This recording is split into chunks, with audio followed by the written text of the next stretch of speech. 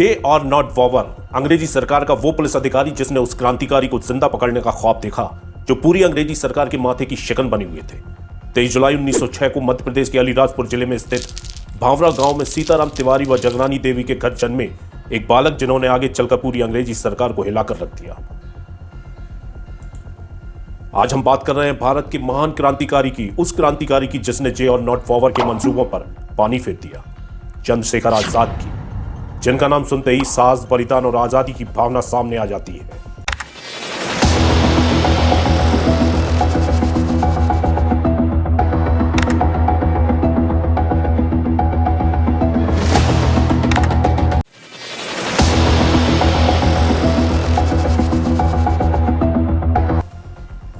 चंद्रशेखर आजाद उस समय ब्रिटिश सरकार की नजर में भारत के सबसे बड़े और खतरनाक क्रांति माने जाते थे। अंग्रेज सरकार उन्हें समाप्त नहीं बल्कि जिंदा पकड़ना चाहती थी ताकि उनसे क्रांतिकारी संगठन और साथियों की जानकारी मिल सके। इसी उद्देश्य से इलाहाबाद क्षेत्र के ब्रिटिश पुलिस अधिकारी J.R. नॉट वॉवर ने उन्हें पकड़ने के लिए एक गोपनीय और व्यवहारिक योजना तैयार की। इस योजना के तहत पहले मुखबिरों और गुप्तचरों का नेटवर्क सक्रिय किया गया, जिससे आजाद के ठिकानों, गतिविधियों, साथियों और आने जाने के रास्तों की लगातार जानकारी मिलती रहे। पुलिस इस निष्कर्ष पर पहुंची कि आजाद अक्सर अकेले या बहुत कम साथियों के साथ मिलते हैं, इसलिए सही मौका वही होगा जब वे अकेले हों। इसी सोच के आधार पर यह तय किया गया कि अचानक और चारों ओर से घेराबंदी की जाए ताकि उन्हें भागने का अवसर न मिले। बड़े पुलिस बल के बजाय चुने हुए और सशक्त पुलिसकर्मियों को तैनात किया गया, जिससे कार्रवाई गुप्त रह सके। योजना के अनुसार आजाद को किसी ऐसे सार्वजनिक लेकिन सीमित स्थान पर घेरना था जहां निकलने के रास्ते कम हो। इसी कारण इलाहाबाद का एल्फ्रेड पार्क चुना गया। गोपनीय सूत्रों से J.R. नॉट वॉवर को पता चला कि आजाद एल्फ्रेड पार्क में देखे गए हैं। फिर आया वो दिन, 27 फरवरी 1931 की वह दोपहर थी। इलाहाबाद का एल्फ्रेड पार्क आम दिनों की तरह शांत दिख रहा था, लेकिन पेड़ों के बीच छिपा हुआ सन्नाटा किसी अनहोनी की गवाही देने वाला था।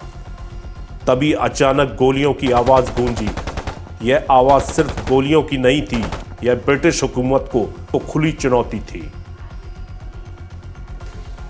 पेड़ों के पीछे घिरे हुए उस नौजवान का नाम था चंद्रशेखर आजाद। चारों तरफ से पुलिस का घेरा कस चुका था, भागने का कोई रास्ता नहीं था, लेकिन आजाद की आंखों में डर का नामो निशान नहीं था।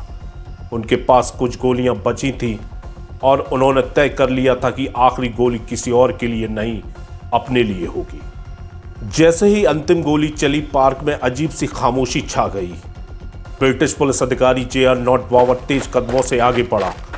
वह एक महान और निडर क्रांतिकारी को जिंदा पकड़ने आया था, लेकिन जो दृश्य उसकी आंखों के सामने था उसने उसे जड़ कर दिया।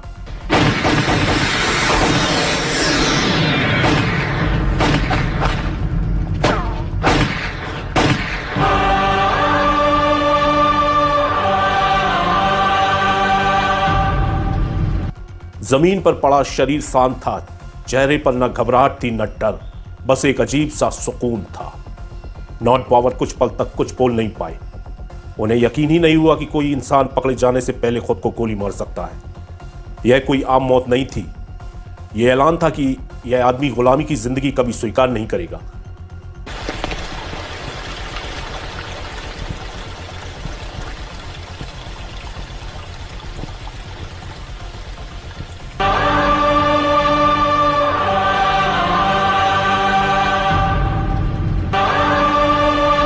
उनके भीतर एक अजीब सा भाव पैदा हुआ, जिसमें डर भी था और अनकहा सम्मान भी। ब्रिटिश अधिकारी समझ गए कि उन्होंने भले ही एक शरीर को घेर लिया हो, लेकिन उनके विचारों को नहीं।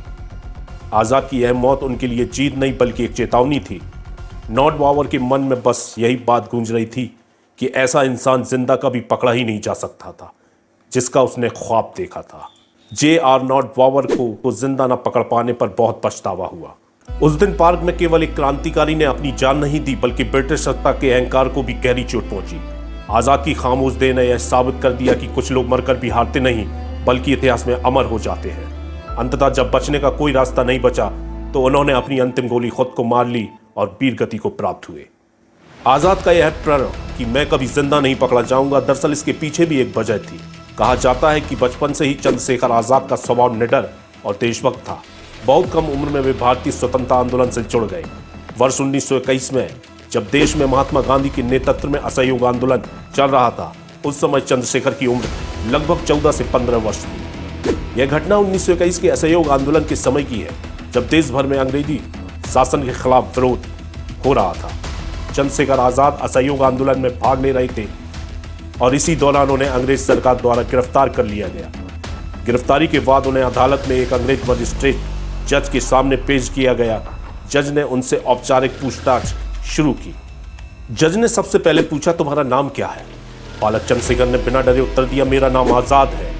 यह सुनकर जज चौंक गया और गुस्से में बोला, तुम्हारे पिता का नाम क्या है? चंद्रशेखर आजाद ने दृढ़ स्वर में कहा, मेरे पिता का नाम स्वतंत्रता है। अब जज और अधिक क्रोधित हो गया और पूछा, तुम कहां रहते हो? आजाद ने निर्भीकता से उत्तर दिया, मैं जेल में रहता हूं।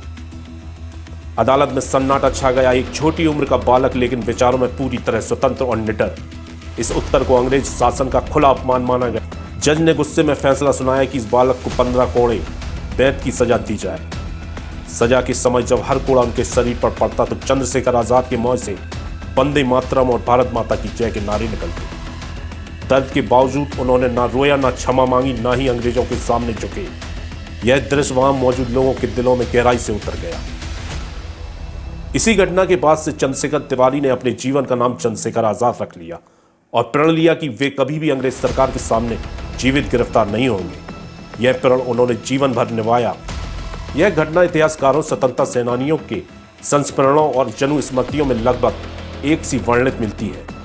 जज का नाम अलग अलग स्रोतों में स्पष्ट रूप से दर्ज नहीं है, लेकिन घटना, संवाद, सजा और आजाद की उम्र, ये सभी तथ्य ऐतिहासिक रूप से सही और स्वीकार्य माने जाते हैं। यह सिर्फ एक सजा की कहानी नहीं थी, बल्कि यह उस बालक के भीतर जन्म ले चुके अदम साहस और आज़ादी की चेतना की घोषणा थी, जिसने आगे चलकर अंग्रेजी शासन की नींव को हिला दिया।